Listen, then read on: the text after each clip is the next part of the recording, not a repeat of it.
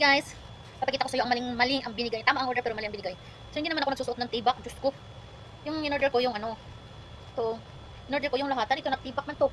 Oh, pero ko to susuot, magbitas yung puwit ko. Hindi naman ako nagsusuot ng ganito. So ang gagawin ko, igukupitin ko dito tapos ito lang pangganon ko sa tiyan ko. Like that. Hindi naman ako nagsusuot ng ganito eh. Dalawa pa naman to guys. Pinagpalo pa ko na ibalik-palitan kasi tama naman ang order ko. Ayaw, ibalik, di ako pinapansin. So gugupitin ko siya. Gigil. Ano gagawin ko dito? Yan, magsusuot ako ng tibak. Kalkuhan. Matibak, oy. Matibak, dati nga ano ako, single ako, di ako natitibak. Ngayon, ayaw matitibak. Oy. Nasali ko na siya pagkat, guys. Tapos yung ano. Titibak. Tibak hak sila. Binigyan ng mali-mali item, mga budol. Ako binibigyan na to.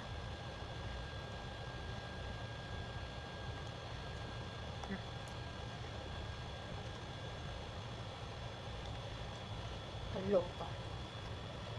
Hello ka guys. Ito na ng passporter ko sa tiyan.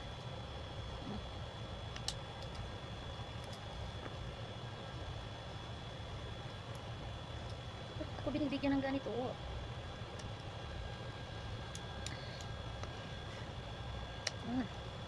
Lukupitin kita.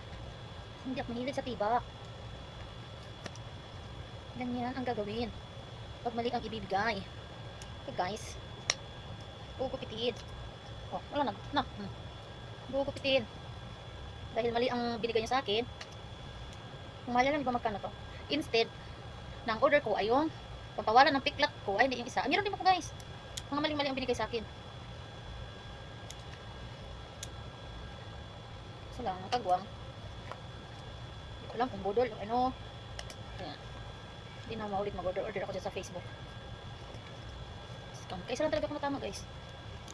Yung gamot sa ano kati-kati yun, pero ito kakadisappoint talaga,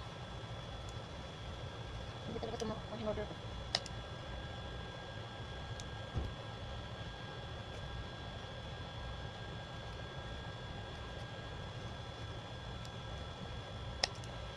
Ayan na, natanggal ko na, ganito na siya.